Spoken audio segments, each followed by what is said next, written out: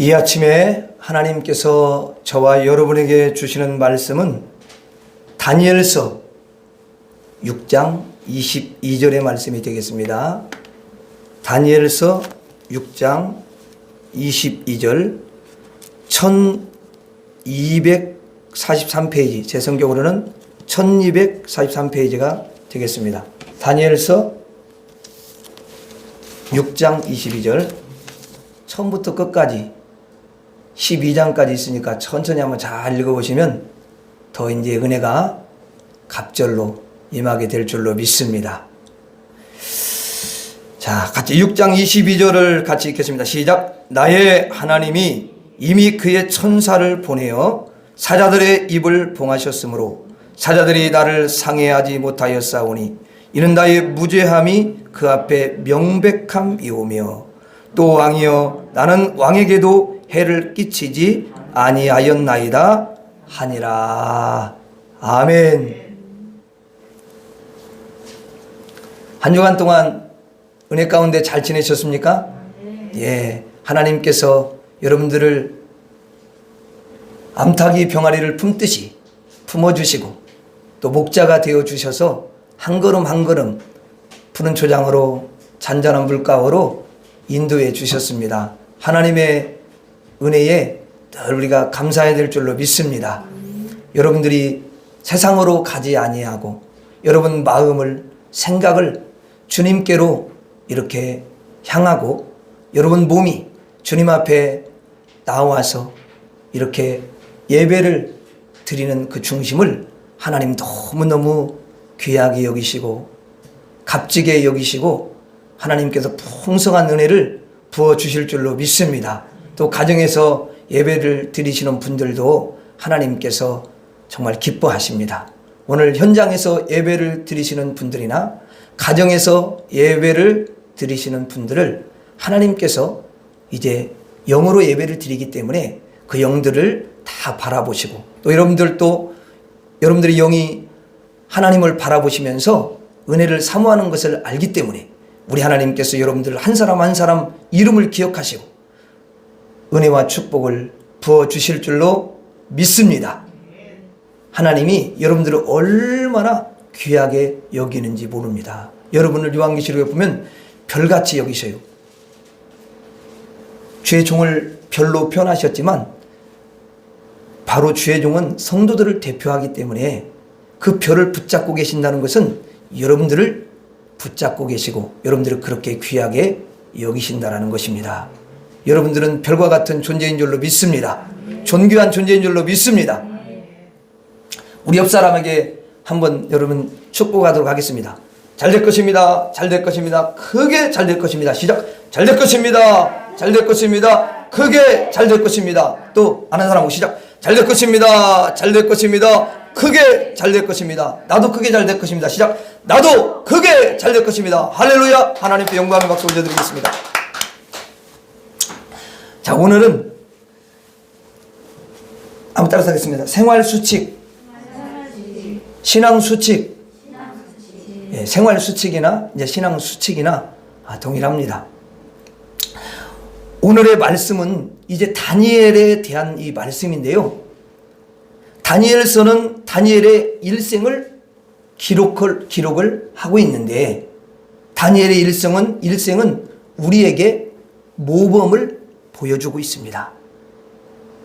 우리가 과연 어떻게 살아야 할까? 그것에 대한 교과서를 우리에게 제공해 주는 거예요.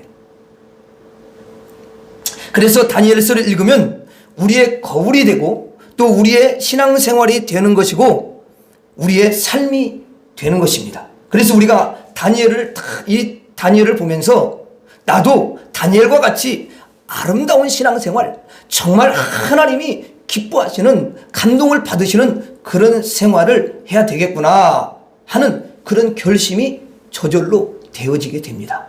또 저와 여러분들은 그걸 보면서 결심을 하면서 살면 되는 줄로 믿습니다. 근데 아무도 왜 아멘을 안 하셔요? 예, 그 결심을 해야 되는 거예요. 그런 결심은 하나님이 너무너무 기뻐하셔요. 남의 물건 어떻게 하면 잘 훔칠까 그런 걸 결심하지 말고 그런 건 의미가 없잖아요. 그렇지 않습니까, 여러분?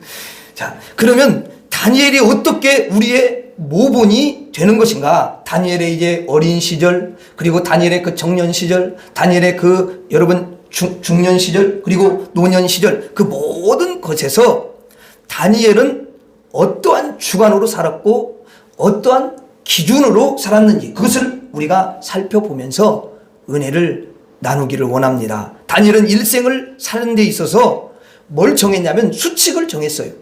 원칙을 정했다 그 말이죠.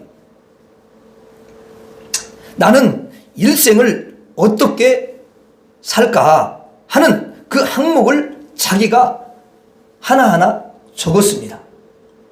마음에도 적고 중심에 적고 그 항목을 적었어요. 정했습니다. 그래서 다니엘은 첫 번째 생활 수칙, 첫 번째 신앙 수칙이 뭐냐면 나는 일생 동안 누구도 원망하지 않겠다. 나는 원망하지 않겠다. 이런 수칙을 정한 것입니다. 무슨 수칙을 정했다고요? 그렇지. 원망하지 않겠다. 그래서 다니엘은 어린 시절부터 누구도 원망하지 않는 그러한 삶을 살았습니다. 다니엘은 지금 이제 여러분 10대입니다. 10대에 자기 인생의 수칙을 정한 것입니다. 생활 수칙을 딱 정한 거죠. 그렇게 어린 나이인데도 굉장히 어른스럽게 성숙한 모습으로 먼 미래까지 보면서 자기가 갈 길에 대해서 신앙생활 수칙을 정했다는 것은 무척 훌륭한 삶이 아닐 수가 없습니다. 그래서 다니엘은 어리지만은 원망하지 않는다. 그런 수칙을 정해서 살았는데 이제 그에게 전쟁이 일어났습니다. 여러분, 큰 그 힘을 가지고 있는 바벨론이 침공을 했어요. 그리고 그 나라를 빼앗고 그 나라를 짓밟고 여러분 자기 집이 불탔고 이웃의 집들이 다 불타버리고 자기 친척들의 집도 불이 타버리고요. 자기 조상들이 멸망을 당했습니다. 그때 다니엘은 비록 나이는 어리지만 그런 것을 보면서 아무도 원망을 하지 않았습니다. 자기 집이 완전히 망한 것이거든요. 멸망이 왔던 것입니다. 자기 집이 여러분 경제적으로 망하고요. 신체적으로 망하고 그리고 온 가족이 다 여러분 뿔뿔이 흩어져야 되는 그러한 멸망이 온 거 아닙니까? 어떻게 보면 다니엘은 이제 포로로 끌려가니까 고아가 여러분 되는 것입니다. 혼자 타국에서 살아가야 되는 거예요. 얼마나 외롭겠어요. 다니엘의 일생이 완전히 망한 인생인 것입니다. 소망이 없는 그런 인생인 것입니다. 그런데 누구도 원망하지 않고 나를 망하게 한 자를 찾지도 않았다는 것입니다. 누가 나를 망하게 했는지에 대한 분석 자체를 하지 않았다는 거예요. 내 아버지가 잘못해서 내 일생이 망했는지, 내 어머니가 잘못해서 내가 고아가 됐는지, 우리의 조상이 하나님 말씀을 지키지 않아가지고 하나님의 징벌을 받아가지고 이렇게 망했는지 그런 분석을 다니엘은 하지를 않았습니다. 그래서 다니엘은 어리지만 자기 어머니를 원망하지 않았고요. 자기 아버지를 원망하지 않았습니다. 사실은 다니엘은 이론 한 푼 없는 완전히 가난한 자가 되었습니다. 여러분 포로가 됐는데 포로가 지금 끌려갑니다. 그런데 무슨 여러분 재물이 있겠고 무슨 권세가 있겠고 무슨 여러분 권리가 있겠습니까? 아무것도 없지 않습니까? 그 아이에게는 아무것도 없는 거예요. 자기는 멸망한 인생인데 자기를 이렇게 만든 자가 도대체가 누굴까? 그것을 여러분 찾지를 않았습니다. 다니엘은 수칙이 있습니다. 누구도 원망하지 않겠다. 나는 누구도 원망하지 않는다. 이러한 생활 수칙을 정하고 그것을 삶 속에서 항상 여러분 지켜왔습니다. 이런 일이 이제 발생했습니다. 다니엘이 이제 바벨론으로 끌려가서 포로 생활을 할 때에 그 바벨론의 왕이 있잖아요. 근데 그 왕이 꿈을 꾸게 돼요. 그 그 꿈이요, 왕이 꿈을 꿨는데 그 꿈이 너무 참 이상한 꿈이구나. 그래서 이제 그 왕에게는 항상 그 측근에 그 꿈을 해석해주는 이제 술객, 점쟁이, 박수 이런 신하들이 있어요. 그런 사람들만 이렇게 현자라고 해갖고 지혜자라고 했고 그런 사람들이 있는 거죠. 그래서 왕이 그래요. 여봐라, 그 지혜자들을 불러와라. 그래가지고 왕이 내가 이런 꿈을 꿨는데 이 꿈이 무슨 뜻인지 해석을 해보도록 해라. 그런데 그들이 아무도 그 꿈을 해석하지를 못하는 것입니다. 그러니 왕이요, 너무너무 화가 나가지고 진노를 했습니다. 왜 진노했냐? 그 박수와 술객과 술사들은 모든 꿈을 해석한다고 말을 하면서 지금까지 온 거거든요. 그럼 꿈을 해석을 해줘야 되잖아. 어떤 꿈을 해석했느냐 하면은 그 왕이 꿈을 꾼 내용을 말해줍니다. 내가 이러한 꿈을 꿨다. 이렇게 말하면서 이 꿈이 무슨 뜻이냐 이렇게 물으면 그들이 술사들이 이제 그 점쟁이들이 그 꿈을 해석해 주세요. 그런데 보면은 그 술사, 그 여러분 점쟁이들이, 박수들이 꿈을 해석해 주면 다 거짓되게 그냥 왕을 갖다 좋게만 해석을 해주는 거야. 다 거짓말이야. 그런데 왕이 또 꿈을 꿨는데 이번에는요, 왕이요, 내가 너희들에게 꿈을 이제는 알려주지 않겠다. 그러니 내가 꾼 꿈이 어떤 내용이고 어떤 내용의 꿈을 꿨는지, 그리고 그 꿈에 대한 해석을 너희들이 하도록 해라 하고 두 가지를 여러분 그들한테 질문했습니다. 예전 같으면 자기가 꾼 꿈을 갖다가 쫙 이야기를 하면서 이 꿈이 무엇을 의미하는지 이야기해보라 그렇게 말을 했거든요. 그런데 이제는 왕이 그렇게 하지를 않는 거예요. 그러니까 술사와 박수들이 그 마음대로 다 조작을 해서 틀린 답을 해줬기 때문에 이제는 그 꿈을 이야기하지 않고 그 꿈을 이야기를 너희들이 해보고 내가 꾼 꿈을 이야기하고 그 꿈의 의미와 뜻을 말해봐라. 그렇게 말했던 거예요. 그러니까 이번에는 여러분 무슨 꿈을 꿨는지를 전혀 알려주지를 않는 것입니다. 그러니 그동안에 거짓말로 여러분 꿈을 해석했던 이 박수와 술사들이 그 꿈을 갖다가 해석할 수 있겠어요, 없겠어요? 아니, 꿈을 이야기를 안 했는데 무슨 꿈을 어떻게 해석을 해? 그래서 그들이 이제 난감하게 된 거죠. 너무 난감하잖아요. 여러분들이 점쟁이를 찾아가 봤는지 모르겠네. 나도 안 찾아봤지만 가면은 자기 이야기를 하잖아. 꿈도 뭐 이야기를 해야 그 사람들이 뭐 이렇게 조작을 해서 말을 하지. 그래서 이제 그 신하들이 왕에게 이렇게 말합니다. 왕이시여, 아니 세상에 어떤 왕이 꿈 얘기를 하지도 않고 꿈을 해석하라고 말하는 왕이 어디 있습니까? 아니 그럼 도저히 이치에 맞지 않습니까? 무슨 이게 이치에 맞습니까? 안 맞지 않습니까? 지금까지 단 한 번도 꿈을 말하지 않고 무슨 꿈을 꿨는지 맞춰라 한 적이 한 번도 없지 않습니까?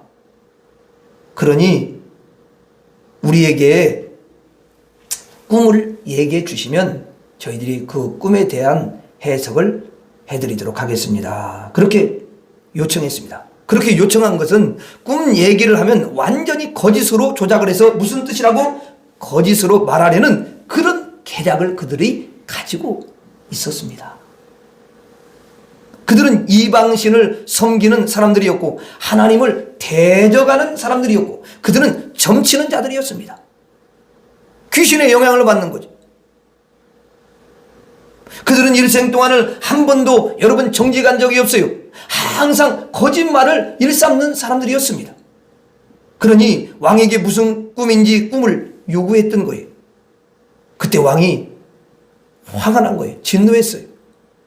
이번만큼은 내가 너희들에게 꿈을 이야기하지 않겠다.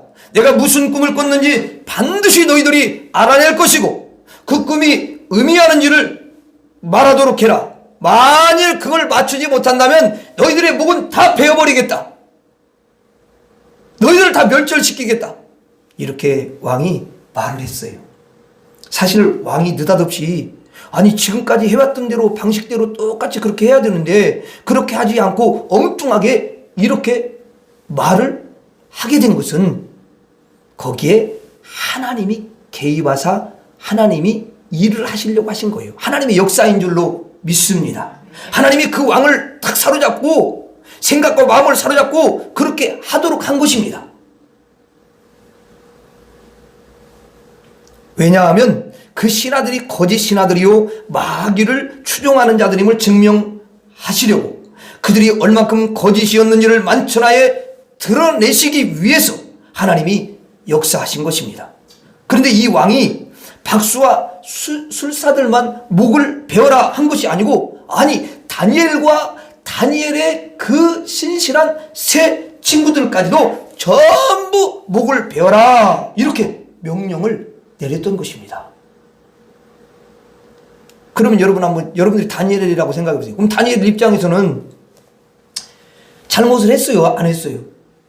잘못을 한 번도 한 적이 없어요. 무슨 왕이 자기에게 꿈을 맞추라고 한 적도 없고 자기가 왕에게 거짓말을 한 적도 없고 자기가 어떠한 죄를 지은 적도 없고 그리고 포로로 끌려와서 바벨론 제국에 큰 손해를 입힌 적도 없거든요. 그런데 목베임을 당하게 되니까 억울해요? 억울하지 않아요? 아주 억울한 거지요. 그러면 당연히 왕을 어떻게 원망하겠어요? 안 하겠어요? 원망이 저절로 나오버리네. 뚝뚝 입이 저절로 열어서 원망이 나오는 거야. 그리고 또 누구를 원망하게 되면 꿈을 그것도 맞추지 못하는 점쟁이 박수 이 술객들을 원망을 할 수밖에 없어요.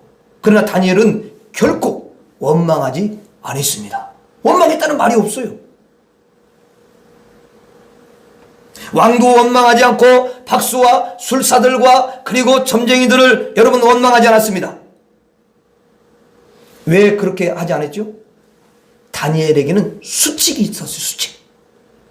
신앙 수칙, 생활 수칙이 있었습니다. 그게 뭐였죠?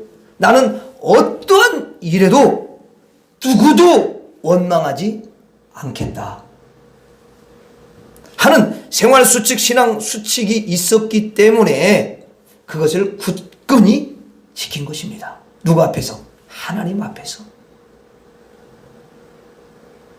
신앙생활이라는 것은 하나님 앞에서 오는 거예요. 아멘입니까? 어떤 사람은 목사님의 뭐 좀 부족한 거 있을 수 있죠. 목사님 인간이니까.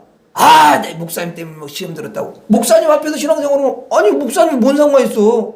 하나님 앞에서 오는 거지. 난 아무개 그 권사님 때문에 아무개 저기 집사님 때문에 난 교회 싫다고 다니지. 이러고 그냥 자리 거라 나는 간다.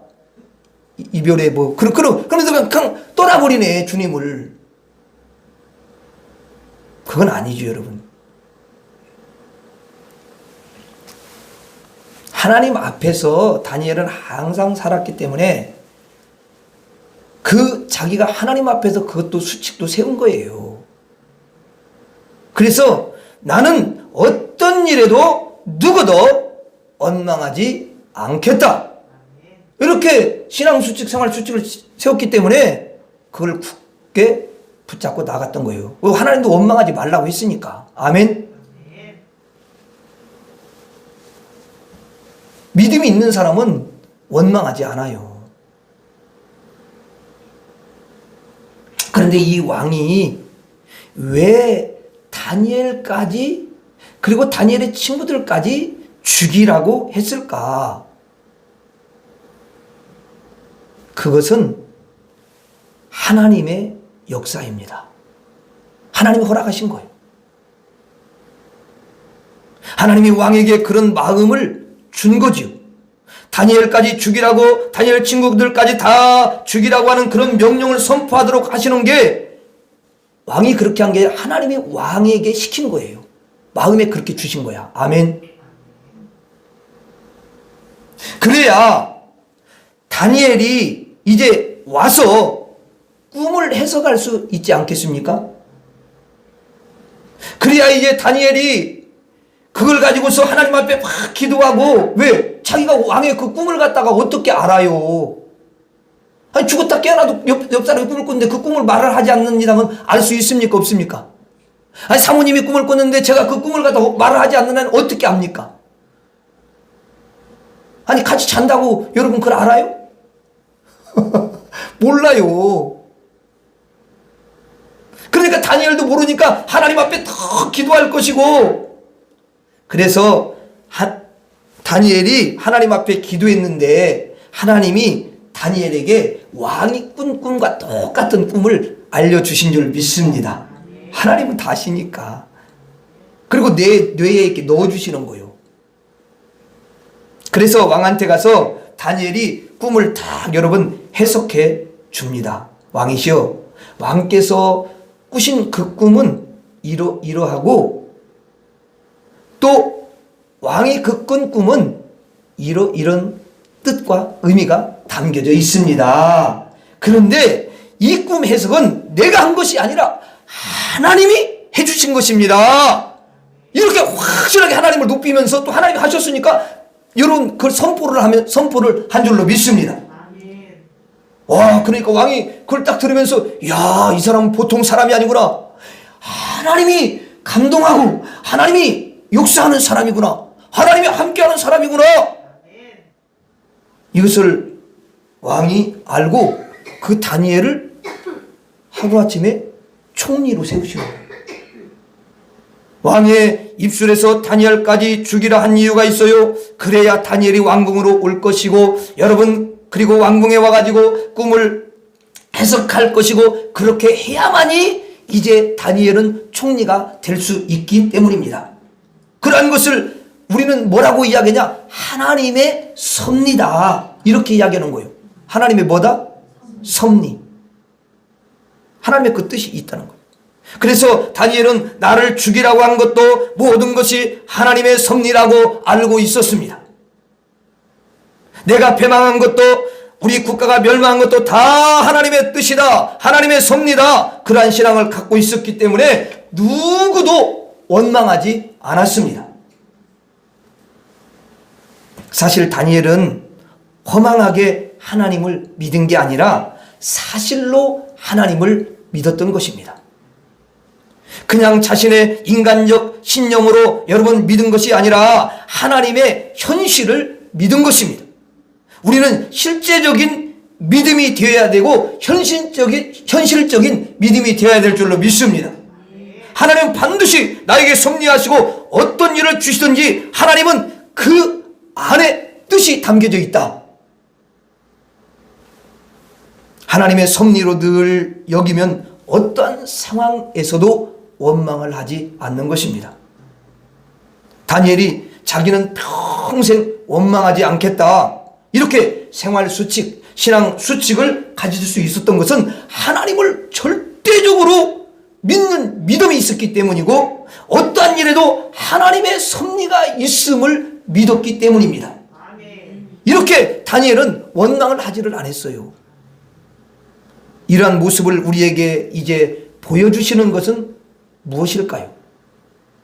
우리 성도님들도 하나님의 섭리를 늘 생각하면서 누구도 원망하지 않기를 바라셔서 우리에게 이 다니엘의 모습을 보여주시는 줄로 믿습니다.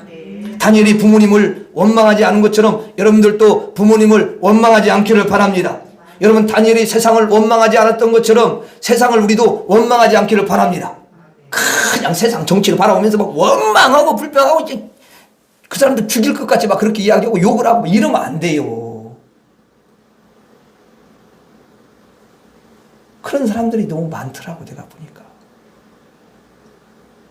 옛날에 나도 그랬는데 그게 얼마나 하나님 앞에 그게 부끄러운 것인 줄 아니까 못하는 거야. 그런 일이 일어나고 저런 일이 일어나겠어요?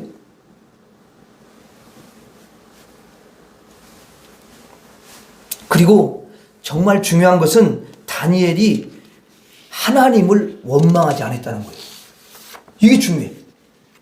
사실 다니엘은 하나님에게 어릴 때부터 기도를 잘했고요.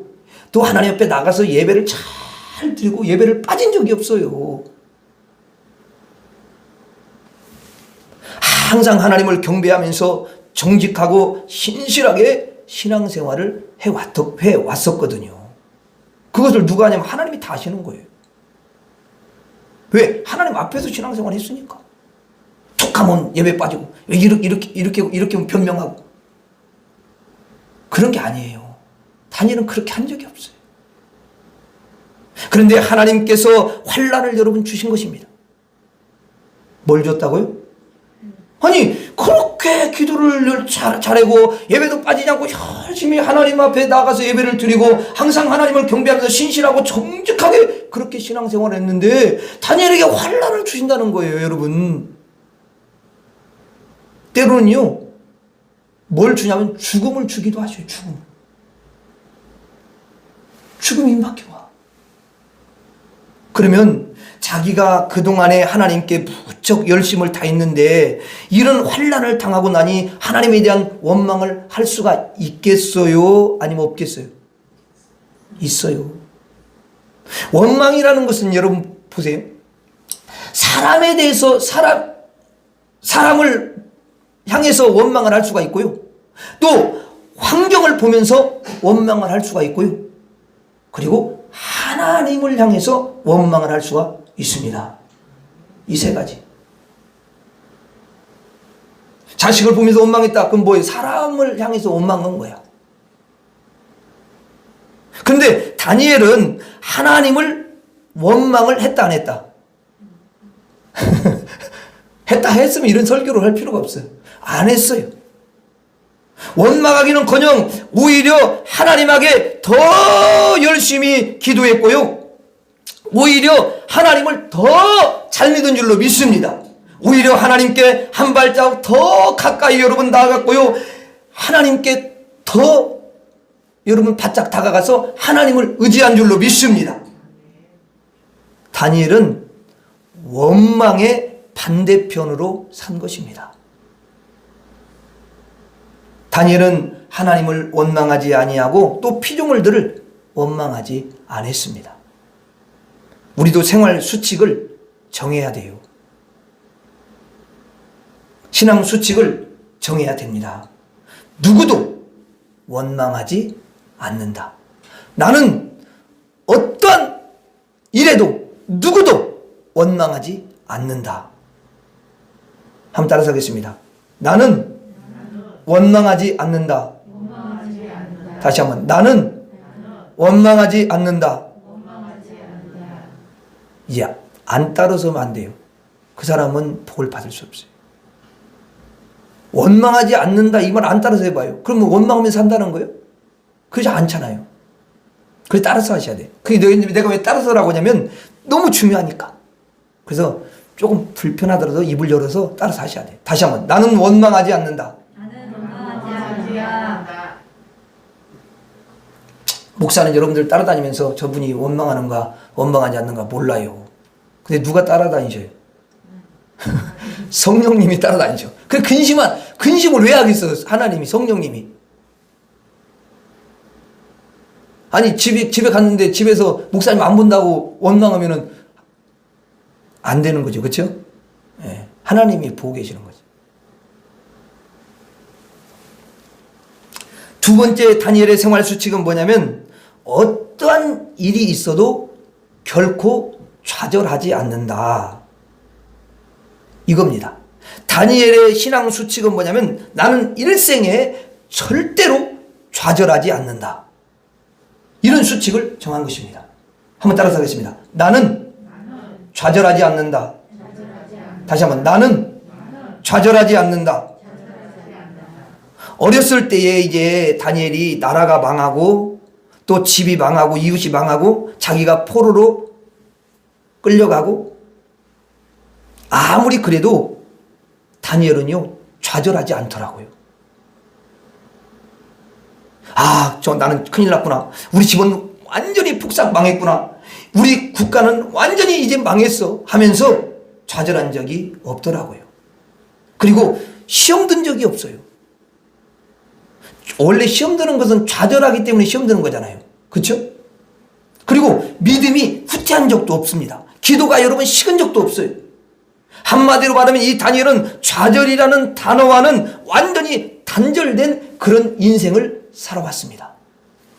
좌절하고는 상관이 없는 사람이에요. 다니엘은 일생의 생활 수칙, 신앙 수칙을 아름답게 정했는데, 첫째는 뭐라고요? 원망하지 않는다. 둘째는 좌절하지 않는다. 아까도 말씀드렸지만 자기가 죄를 짓지 않았는데 죽임을 당하는 현장에서 그때도 좌절하지 않았습니다. 그리고 이제 오늘 말씀에 이제 사자굴이 들어가는 거잖아요. 6장에. 근데 여러분, 자기가 죄를 진 것도 아닌데 모함을 받아가지고 이제 사자굴에 던져지게 됩니다. 사자굴에 던져지는데, 사자굴에 던져지는 순간에도 좌절하지 않았습니다. 다니엘은 사자굴에 던져지기 전에 어떤 믿음이 있었냐면 이런 믿음이 있었어요. 내가 비록 사자의 굴에 들어간다. 지금까지 사자굴에 던져져서 단 한 명도 살아난 적이 없다. 그러나 나는 절대로 좌절하지 않는다. 왜냐하면 나에게는 하나님이 계시기 때문에. 하나님이 천사를 보내셔서 나를 지켜주실 줄 믿습니다. 그런 믿음 때문에, 하나님께 대한 믿음 때문에 좌절하지를 않았습니다. 그래서 다니엘은 사자굴에 던져질 때에 비명소리를 질렀을까요? 안 질렀을까요? 안 질렀어요. 사실 그때 처형 방법이 뭐냐면 사자굴 속에 던지는 거야. 근데 그 사자굴 속에 던지는데, 죄수들을 던지는데 사자를 한 일주일 정도 막 굶기는 거야. 사자는요 하루만 굶기도 난리 납니다. 사자가 아직 여러분들이 사자 이렇게 굶주린 사자를 안 보셔서 그런 거지. 여러분들도 잡아먹으려고 그래. 그러니까 그 굶긴 사자들에게 던지는 거예요, 죄수들을. 그러면 죄수들은 그냥 여러분 큰 괴성을 지릅니다. 또 마지막까지 막 살려달라고, 살려주세요 막 예고를 하는 거야. 막 물론 예원에도 사자굴 속에 안 넣는 건 아니에요. 넣습니다.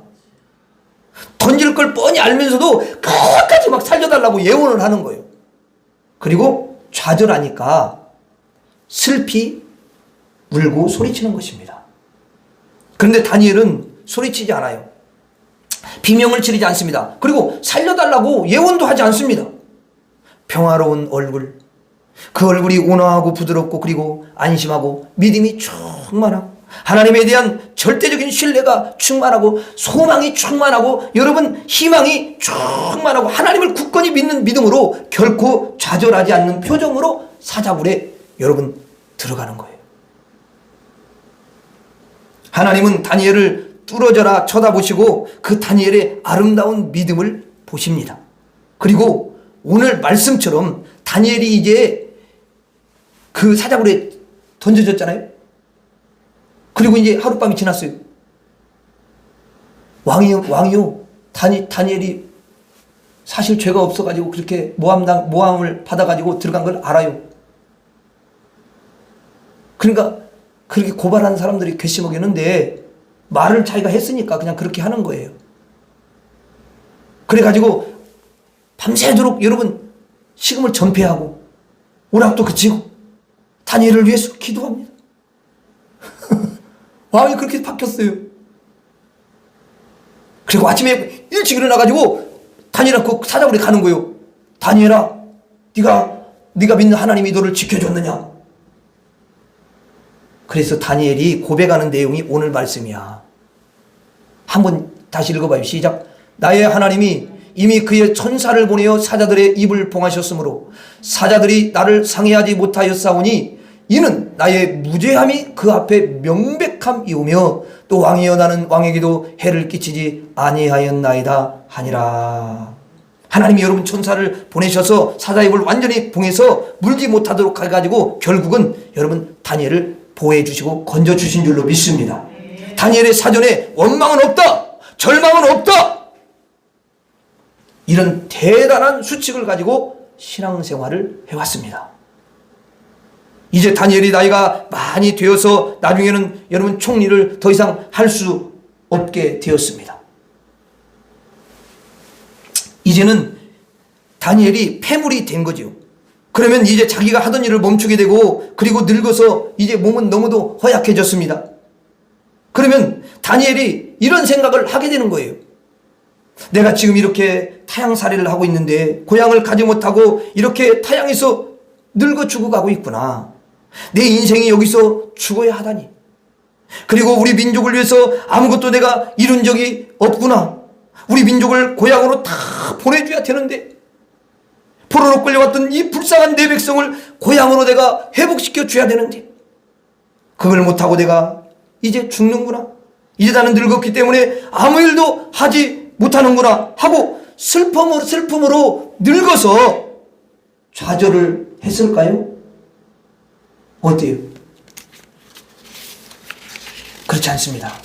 여러분, 늙었어도 좌절하지 않았어요. 하나님이 우리 민족을 반드시 이스라엘로 회복시킬 것을 믿었기 때문에 아무리 늙어도 하나님이 그것을 주실 것을 여러분 믿고 기다리고 있었습니다. 하나님의 때를 기다린 거죠. 자기가 어떻게 할 수가 없으니까.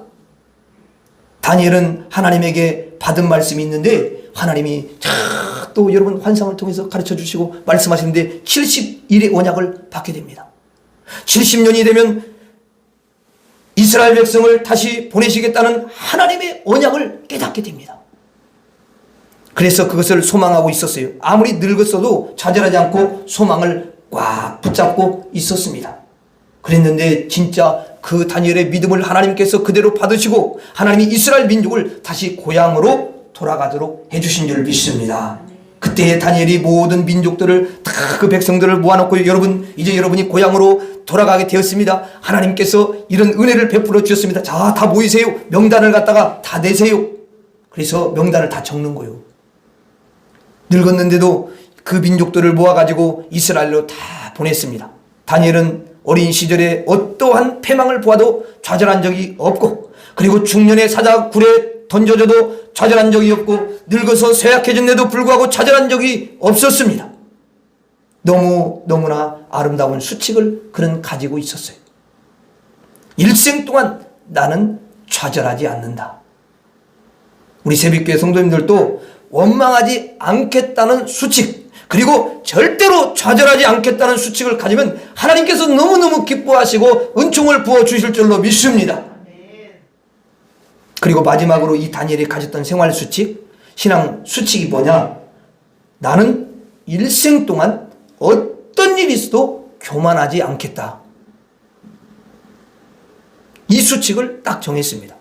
다니엘이 이제는 총리가 되었습니다. 사실 이스라엘 민족보다도 수십 배가 더 큰 바벨론 민족의 여러분 총리가 되었습니다.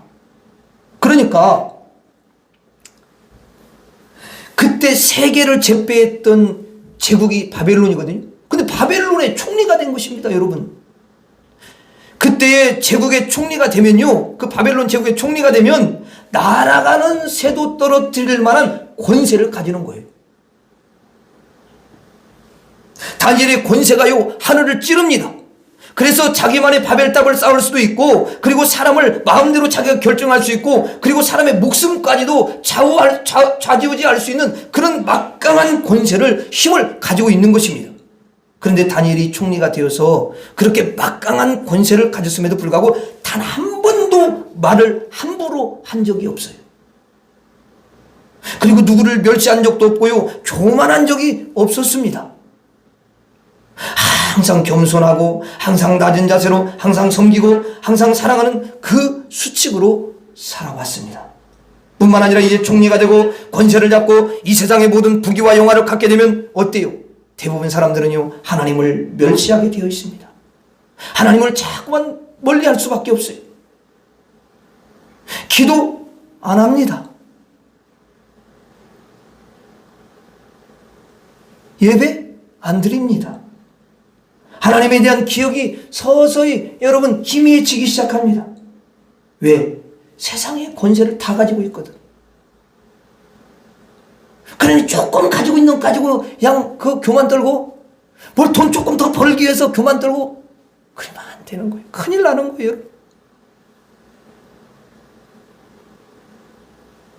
하나님 앞에서 얼마든지 교만해질 수가 있어요, 다니엘이. 그런데 다니엘은 총리가 되니까 여러분 높아지니까 누가 다 그렇게 해주신 거예요. 권세를 확 얻어가지고 지금 엄청난 막강한 권세를 가지게 된 것은 누가 그렇게 해주신 거예요. 그것을 알았어요, 다니엘은. 그렇게 하니까 권세를 얻으니까 높아지니까 총리가 되니까 더 기도하고 더 하나님 앞에 예배드리고 그러니까 여러분 총리가 됐습니다. 그리고 이제 30일 동안 왕만 오직 섬기지 않으면 여러분 사자굴에 넣는다고 그랬는데도 다니엘이 예루살렘을 향해서 덜 하던 습관대로 문을 열고 창문을 열고 감사하면서 기도했다고 되어 있어요, 안 되어 있어요? 더 예배드리고 더 무릎 꿇고 더 하나님 경배하고 하나님 앞에서 더 여러분 낮아졌던 것입니다. 다니엘은 수칙이 있습니다. 어떤 일이 있어도 일생 동안 교만하지 않으리라. 그가 권세를 잡은 후에도 어떤 사람도 멸시한 적이 없으며 하나님을 멀리한 적이 없습니다. 하나님 멀리하는 것 자체가 교만이에요. 사람 앞에서 겸손하고 하나님 앞에서 겸손히 이 수칙을 지킨 줄로 믿습니다. 다니엘은 저와 여러분의 모본이 되어집니다. 우리 성도님들도 어떠한 사람도 멸시해서는 안 되는 줄로 믿습니다. 막 아내들이 함부로 남편을 멸시하고 그러는데 안 되는 거죠. 또 남편도 그래. 좀 힘이 있다고 아내를 갖다 막 깔보고 무시하고.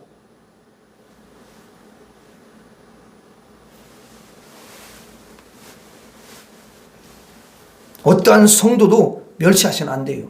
신앙생활 하는데 성도는 조금 적은다고 해서 나보다 좀 못한다고 해서 막 무시하고 이렇게 하면은 안 되는 거죠. 가난하거나 병들거나 힘없거나 권세가 없어도 그 성도를 늘 존중하고 섬겨주고 그를 형제로 여기고 가족으로, 영적인 가족으로 여겨주시는 것입니다. 그리고 하나님 앞에서 결코 교만해서는 안 됩니다.